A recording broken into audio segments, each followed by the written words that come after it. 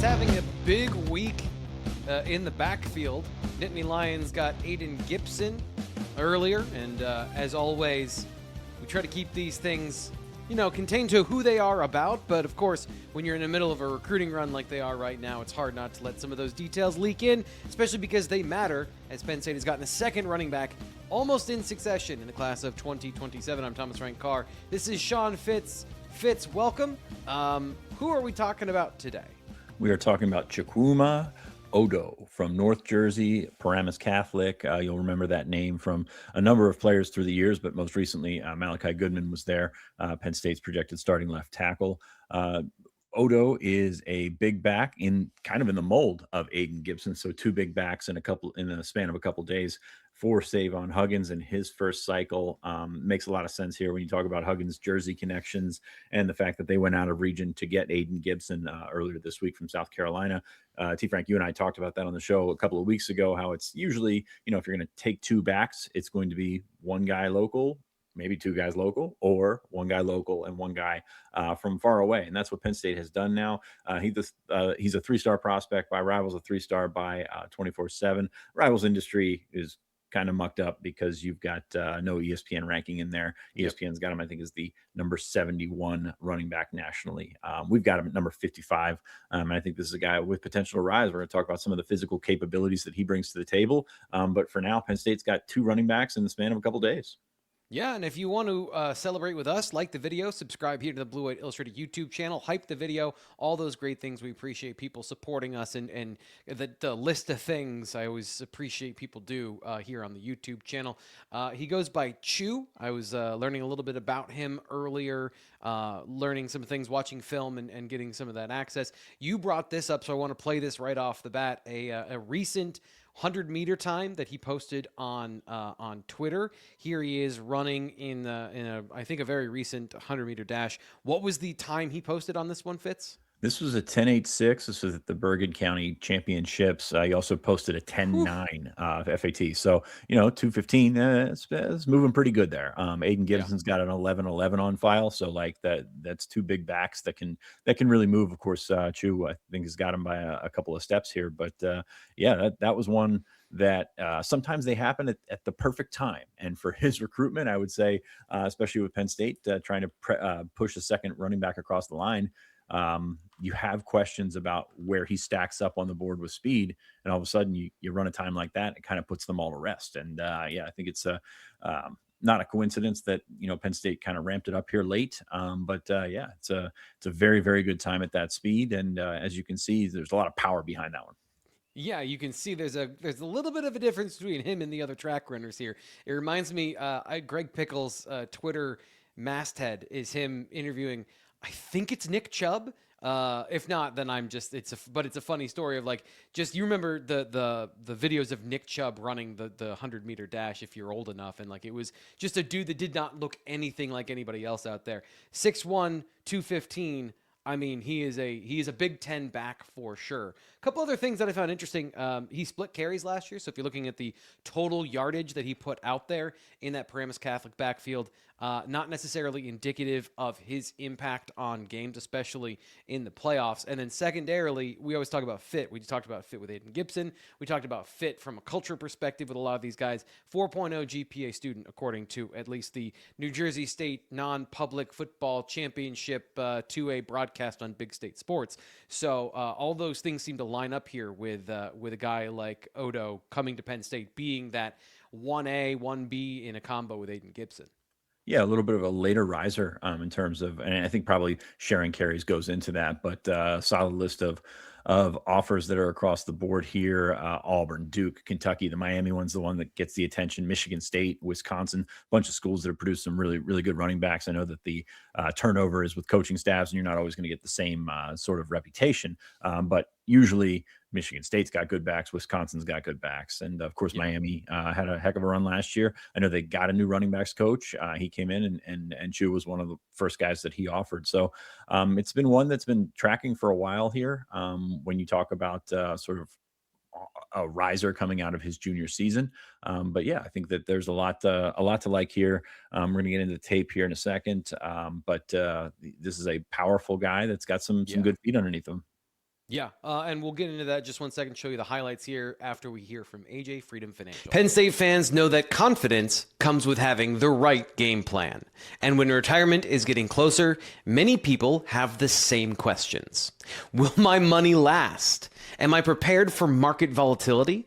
Do I have a real plan for retirement and income taxes? At AJ Freedom Financial, we help pre-retirees and retirees build personalized retirement plans designed around their goals, timelines, and comfort with risk. From retirement incomes and tax-aware planning to legacy and investment strategies, we focus on helping clients move forward with greater clarity and confidence. If you'd like a second opinion on your current financial plan, or want to build a retirement strategy you can feel better about, we invite you to schedule a no-obligation meeting in Plymouth Meeting or one of our locations near you. Visit AJ Freedom Financial at www.ajffi.com or call 866-383-6899 today. That's AJ Freedom Financial at ajffi.com. AJ Freedom Financial, helping Nittany Lions fans plan for what's next. Securities and investment advisory services offered through Gradient Securities, LLC. Arden Hills, Minnesota, 866-991-1539. Member FINRA, SIPC. Gradient Securities, LLC, and SEC registered investment advisor, offers investment advisory services under the DBA of Gradient Wealth Management. Gradient Securities, LLC, and its advisors do not render tax, legal, or accounting services. Insurance products and services offered through AJ Freedom Financial. AJ Freedom Financial and Freedom Financial Insurance, LLC, are not affiliated with Gradient Securities, LLC. So you mentioned he's a big back, 6'1", 215, and Fitz.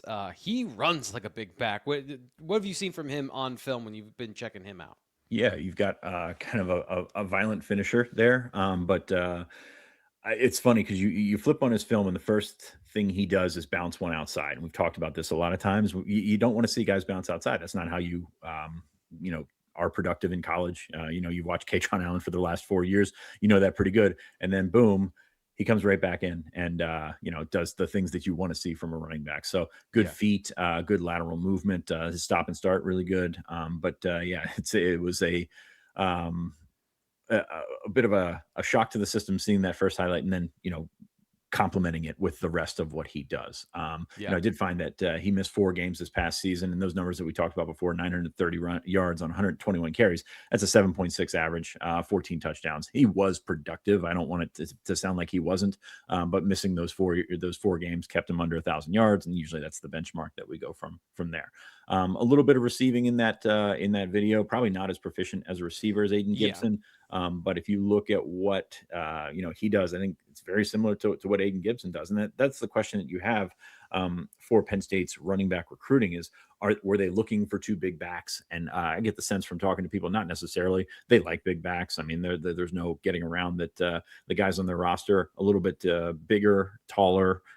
Gibson 6'1.5". Odo's got some bulk to him. So they do like big backs, but I don't think they set out to add, a Rondane, Wisconsin type lineage to what they're doing here. Obviously, they come from the West, so they're going to get that reputation. But I don't think that that's the case. They just look for good running backs, similar to what Jaywan Sider did when he was here, similar to what other good running back coaches do. Is find the guys that can provide you the most dynamic output, and then worry about what box to put them in later. Yeah, they had Abu Sama on the roster last year, who was more of an explosive slasher to pair with Carson Hansen. So I do think they have an awareness of wanting a bigger back, but also knowing that explosiveness and speed are very important.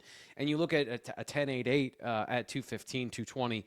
That is a height, weight, speed combination right there. And also, you mentioned the bouncing. I find it really interesting that both Gibson and Odoh run in a power-based system. Both guys are reading guards, they're reading linebackers in a pulling situation, and they know when to bounce in these situations. And I'm just very early in Odoh's film, but he also shows some of those similarities. The highlights are just, it's pretty much what he runs in, is power and counter, where he's got to be waiting for his tight end and his guard or his tackle to get to the front side and to get that kick out block so that he has a lane to run. So his tempo and his pace and his running are really good. And then he's just ultra violent when he gets to the point of attack. Safeties have absolutely no shot. He also has really good, you mentioned his lateral agility, that independent leg balance. He shows that really well of like a Marshawn Lynch type runner where you've got that kind of choppiness. Now he is a fluid athlete where he can then explode, but he's got that like independent balance where he can give you a leg and then take it away. I think it's actually might be on this play here, or it was on in this game in particular, where he's got a one leg tackle attempt that he just pulls the leg out and is able to keep running. So big back with a lot of great balance, and seems like he's got good vision. I wonder, and something I'm going to study, and you're going to find out more at BlueWhiteIllustrated.com, is in the role he was asked to do, how much receiving was he asked to do? So when you're in a committee and the other guy was smaller and a little bit more of a elusive back, did they just give him those roles as the third down pass catcher and, situational pass catcher, and he was the hammer in the offense? And so far, from what I've seen, that has been the case. But he was absolutely productive in the biggest moments, biggest situations, good football player with a lot of the basics of what you're looking for in a running back to come in and be a productive player. I don't know about play early, but I don't see any reason why not, other than the completeness of the profile, pass blocking and receiving and things like that. But a guy that he's got Big Ten size and he runs like it. And I think that Penn State fans will enjoy that if he's able to be on the field and productive in those situations. Yeah, and I think people will want to point to Katron Allen and make a comparison, and it's tough to do just because Katron was so good at everything. Like, it wasn't just a speed guy or just a power guy. We saw at the end there that his vision was really what took him to where he got. But you don't have Tyke Hayes on this roster anymore. And that's the one thing that I looked at when trying to find a comparison is to find a guy like Hayes. And I think that Odoh kind of carries that moniker a little bit. I think Hayes was a really talented guy, just didn't work out for him here. But, they've got an opportunity to do that. It's same with Jabri Wallace-Coleman. I mean, you look at the class that they had in for last year. I guess it was was that the 2025 class. It seems everything's a blur coming from last year, but two really good big freshman running back. And I think that that's what we see in this class of 2027.